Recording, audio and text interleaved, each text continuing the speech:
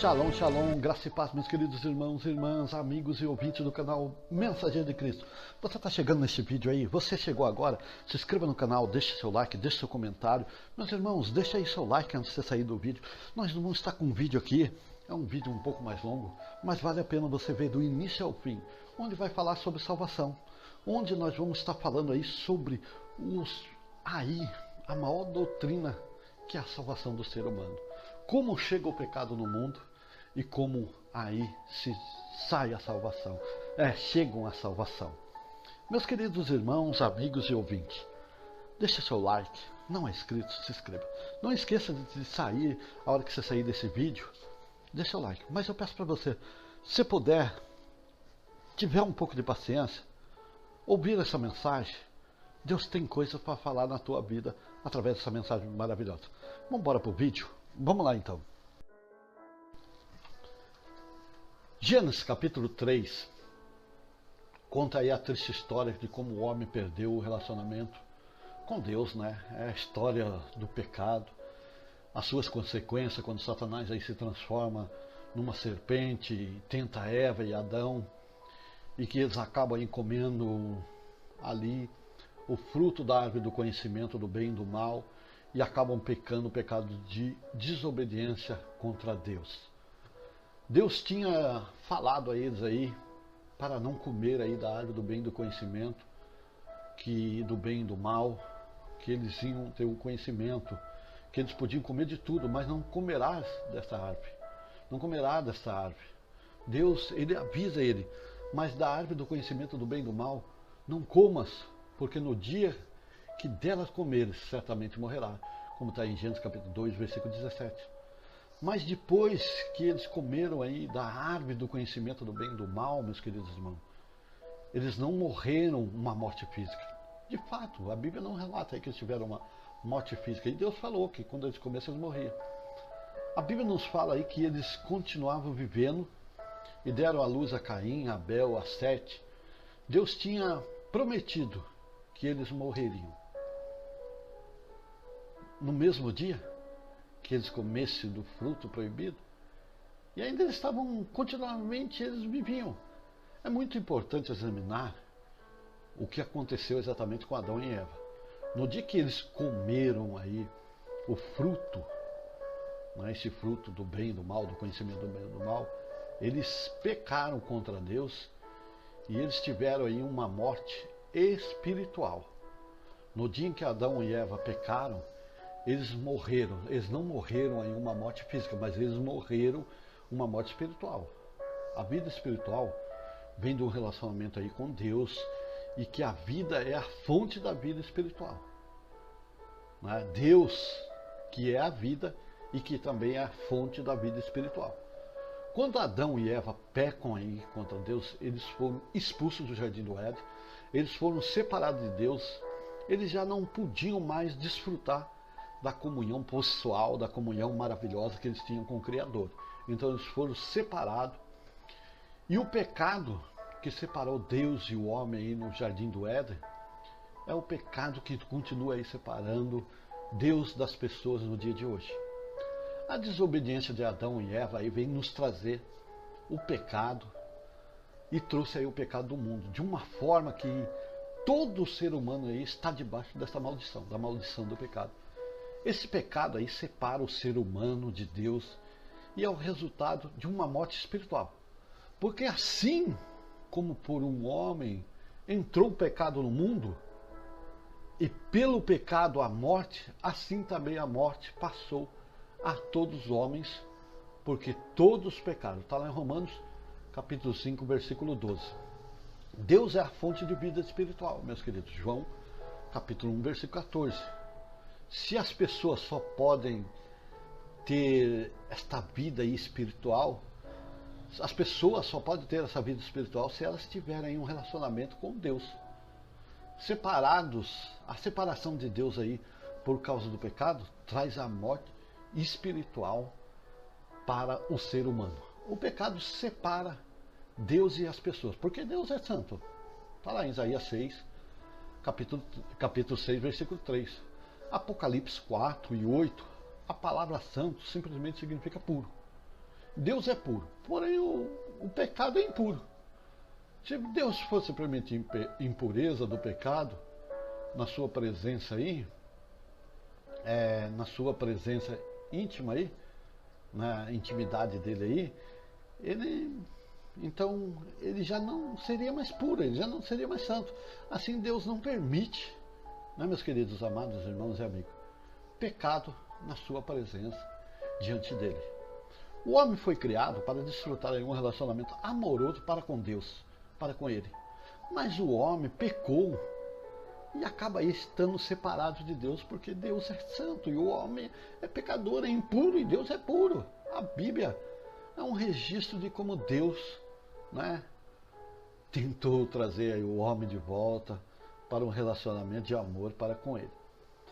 Meus queridos, a base de todos os relacionamentos aí entre Deus e o seu povo era chamada aí de aliança. Uma aliança é um acordo, né? Nós sabemos que uma aliança é um acordo. Na Bíblia, um acordo era como um contrato celebrado entre duas partes aí. Uma parte era Deus e a outra parte era o teu povo. Esta aliança foram feitas aí entre Deus e o seu povo. Deus fez uma aliança aí com Noé, como nós encontramos em Gênesis capítulo 9, versículo 9, com Abraão em Gênesis capítulo 12, versículo 1 a 3, com Moisés em Êxodo 20. A aliança final de Deus com o homem aí foi selada com o sangue de Jesus Cristo. Jesus chama aí esta aliança de aliança final.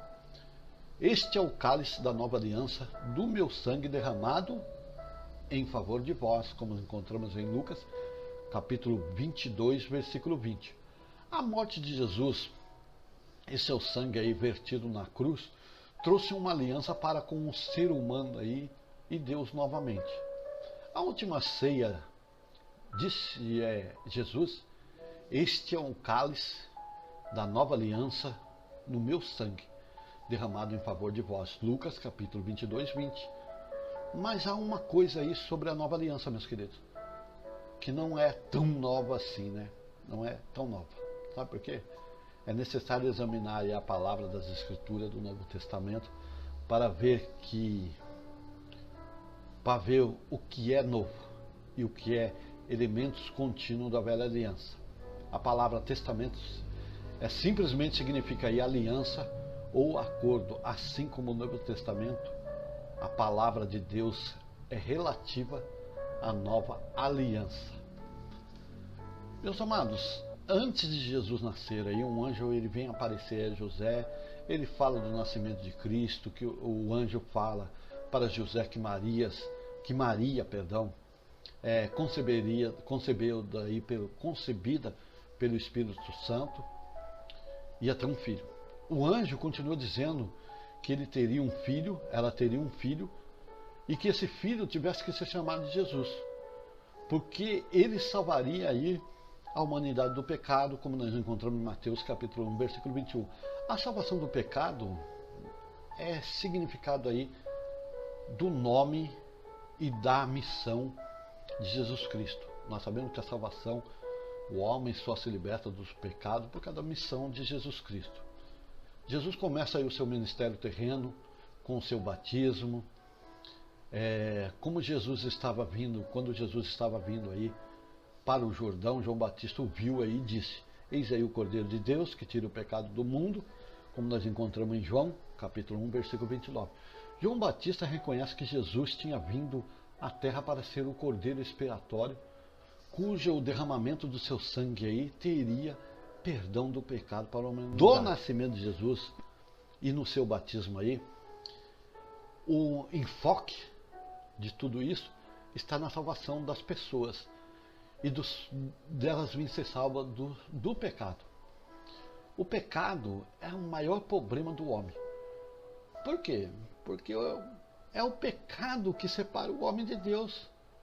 O pecado separa Deus das pessoas, porque Deus, como eu falei, é santo e não pode ter impureza de pessoas pecadoras na sua presença. Deus não pode, não admite ter pecado. Como Deus é puro, ele não pode ter impureza. A desobediência de Adão aí no Jardim do Éden trouxe, como eu falei, o pecado ao mundo. Esse pecado foi aí a separação de Deus e do homem para o mundo inteiro aí, resultando aí na morte espiritual, e depois acaba tendo a morte física que também não tinha para a humanidade. Deus não projetou o homem para morrer, mas acaba tendo a consequência aí. Paulo acaba dizendo isso lá em Romanos capítulo 5, versículo 12. Portanto, assim como por um só homem entrou o pecado no mundo, e pelo pecado a morte, assim também a morte passou a todos os homens, porque todos pecaram. Romanos capítulo 5, versículo 12. A morte que Paulo está se referindo aí é a morte espiritual. Dessa separação entre homem e Deus. Note que a morte espiritual é o resultado aí do pecado, né, meus queridos? É o resultado do pecado, da desobediência que o homem tem para com Deus.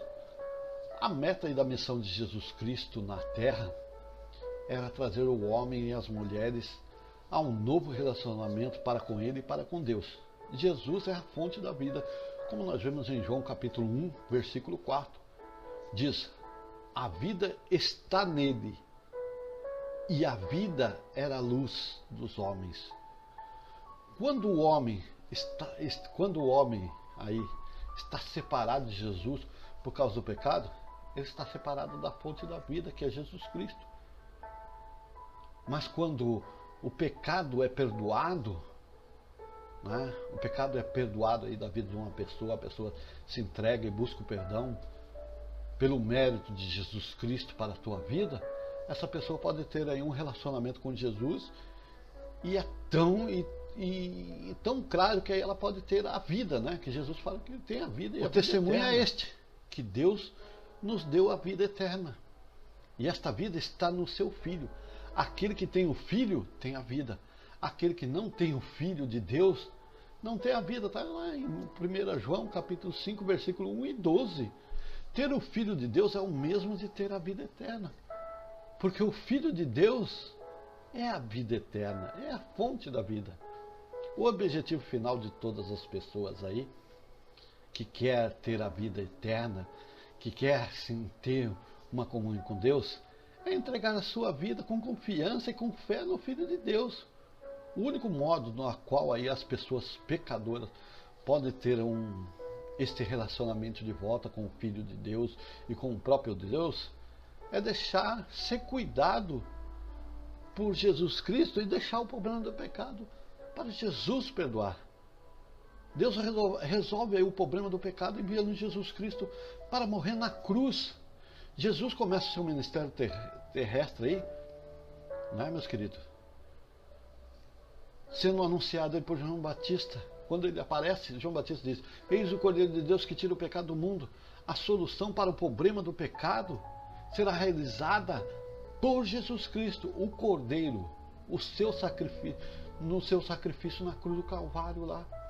O Velho Testamento ou a Velha Aliança, sobre a lei cerimonial aí, não havia nenhum perdão de pecado sem derramamento de sangue. Vejamos a igualdade aí dessa aliança. Derramamento de sangue, um sacrifício. Os antigos sacrifícios aí requeriam aí mortes e derramamento de sangue aí de touros, de cabras, de cordeiros, em várias épocas do ano. O animal aí que tinha que ser sacrificado, ele tinha que ser um animal perfeito. Esse animal perfeito, ele não poderia haver mancha e não poderia haver marca em seu corpo. Como o Cordeiro de Deus, Cristo se torna aí o sacrifício final para o pecado das pessoas. A morte de Cristo aí como sacrifício final pôs o fim nessa necessidade aí de estar fazendo sacrifício de animais. Então não é necessário fazer sacrifício de animais. Esse sacrifício de Cristo na cruz foi o sacrifício oferecido de uma só vez por todos os pecados e pelo mundo inteiro. Jesus, ele morre para não ter mais nenhum sacrifício, não precisar ter penitência sobre a nossa vida. Jesus Cristo era o Cordeiro de Deus perfeito em todos os sentidos. Ele, conforme os animais oferecidos aí pelas leis cerimoniais na antiga aliança, ele não tinha marca, ele não tinha mancha do pecado, ele não tinha nada, ele não tinha marca do pecado, ele não tinha nada, ele era simplesmente puro e aí sem mancha. Jesus foi tentado aí em todas as causas. Jesus, ele foi tentado. tentado, ele é a nossa semelhança. Mas tem uma coisa, mas sem pecado. Está lá em Hebreus 4,15. Então ele entendeu de pecado, mas ele nunca pecou. Porque estava sem pecado. Sua retidão, a santidade, era perfeita diante de Deus. Porque se ele pecasse, não poderia se colocar diante de Deus.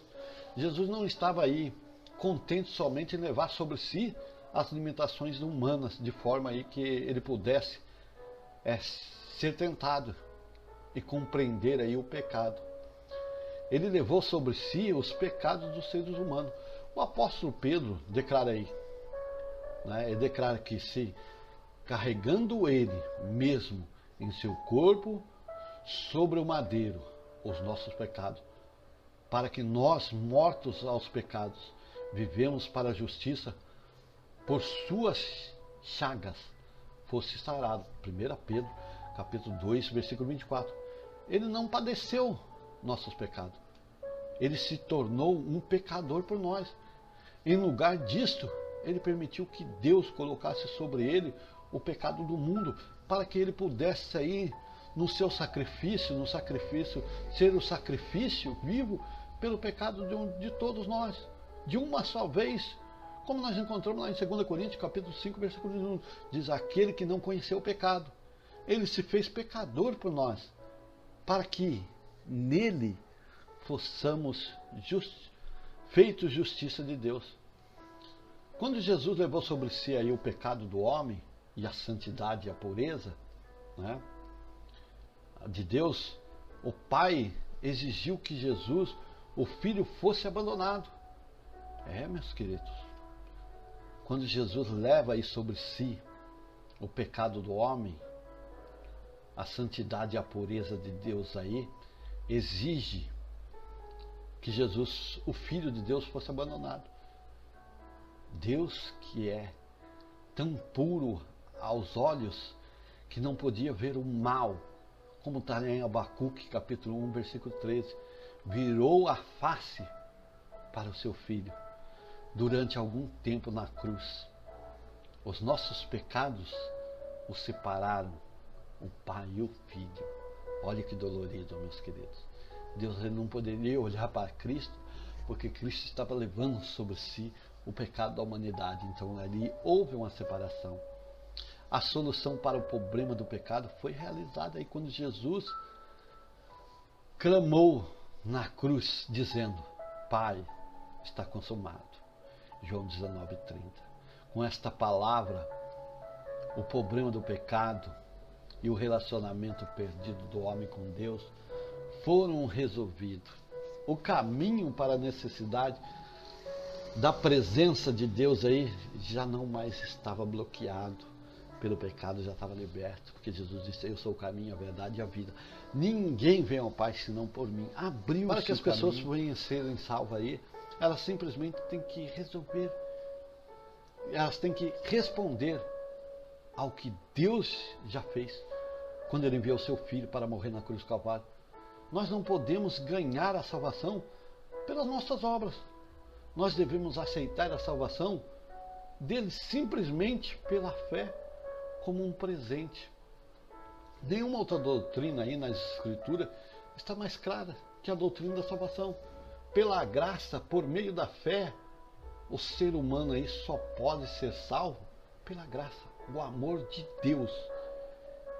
Ele enviou Jesus para morrer, seguindo de uma resposta de fé do homem. Ele envia Jesus para Jesus morrer por nós, mas que nós teremos que responder pela fé. O homem tem que se responder, ter a confiança em Jesus Cristo, que Ele fez na cruz, que levar a nós, ser a nossa salvação. Esta doutrina de salvação pela graça, por meio da fé, é declarada aí pelo apóstolo Paulo em Efésios capítulo 2, versículo 8 e versículo 9. Porque pela graça sois salvos, por meio da fé.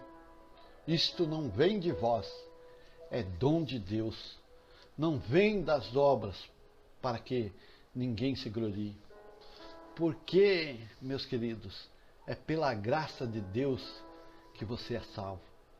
Pela fé, não é resultado aí dos seus próprios esforços, mas é um presente de Deus para a tua vida. De forma que ninguém possa ostentar aí ou se vangloriar de estar salvo. Né? Há duas sentenças aí. O apóstolo Paulo nos declara sobre o plano de Deus para a salvação. Cada fase é importante, assim cada uma será examinada e separadamente. A graça de Deus é a base fundamental para a salvação do ser humano. A graça é o amor de Deus pelo ser humano. Apesar do homem não merecer, Deus o ama o homem. Apesar dele ser mau, pecador, inimigo de Deus, como está em Romanos, capítulo 5, versículos 6 e 7.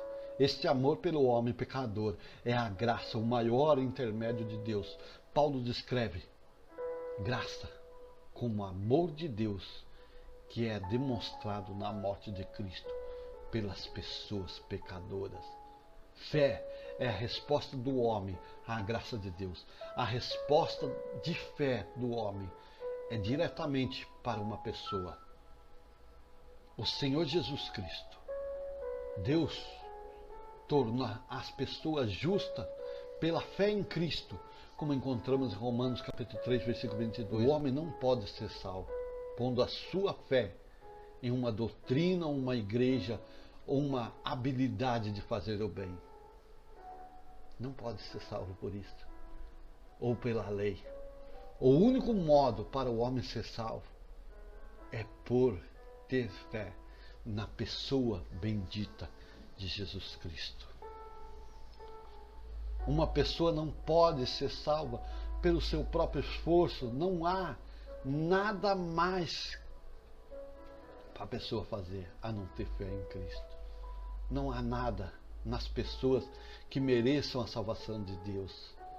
E não há justo nenhum sequer, como está em Romanos 3,10.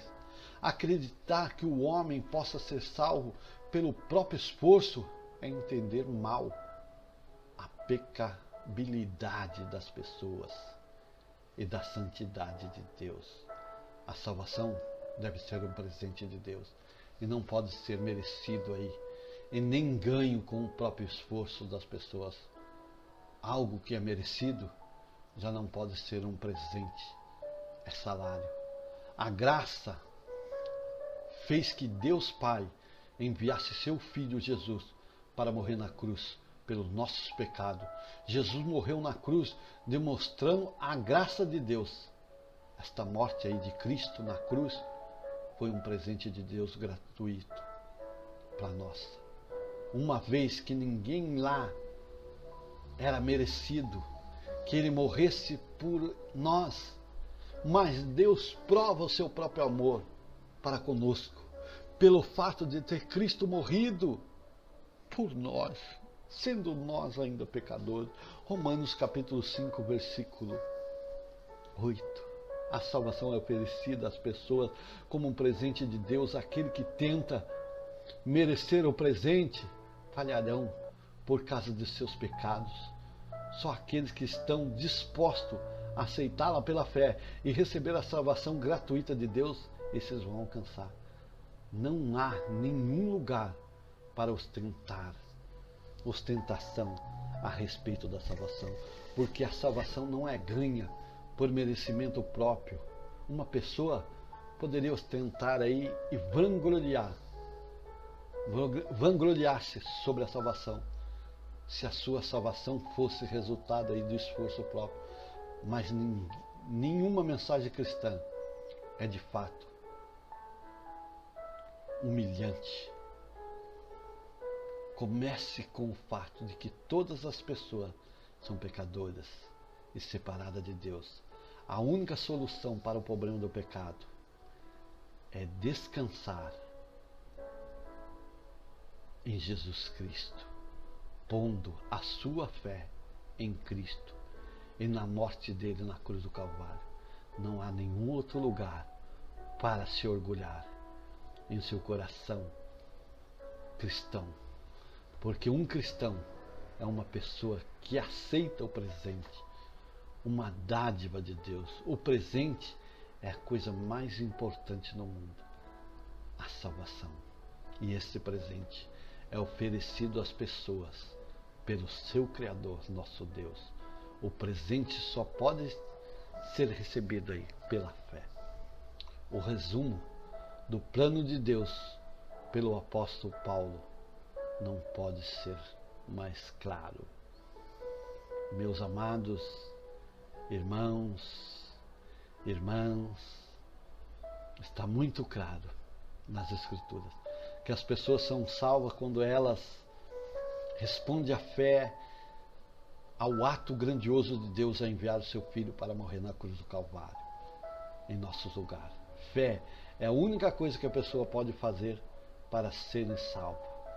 Entretanto, é muito importante entender que esta fé é para saber como responder à graça de Deus. Para ser salvo, uma pessoa tem que responder a ponto a sua fé, confiar, pondo a sua fé e confiando só em Cristo para a salvação. Um pecador que se arrepende de seus pecados é convidado por sua fé e confiança em Cristo para a salvação. Para que uma pessoa venha a Cristo, ele tem que saber quem é Cristo e o que ele fez por ela. Infelizmente, muitas pessoas não sabem, não recebem a pessoa de Cristo e nem confiam nele para a salvação, porque elas não conhecem esta confiança pessoal que torna as pessoas justas ao relacionamento. Então vamos anunciar Cristo para as nações. Ide por todo o mundo anunciar o Evangelho. Como virão se não há quem pregue? Então vamos pregar a salvação de Cristo, porque Jesus é a solução do mundo.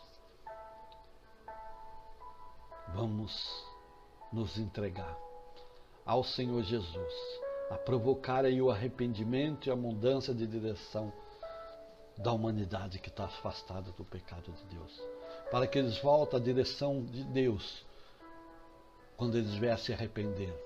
Vamos estar falando aí do amor de Deus, da obra de Cristo na cruz do Calvário, da pessoa bendita de Cristo e o que ele fez, e que ele quer só que o homem se arrependa e mude de direção e volte para ele. É necessário para a salvação. Eu vou-lo afirmo, mas se não vos arrepender, todos igualmente perecereis. Lucas 13:3-5. Que Deus abençoe sua vida. Aqui me falou o presbítero Josué da Mato Júnior, o mensageiro de Cristo. Shalom, graça e paz.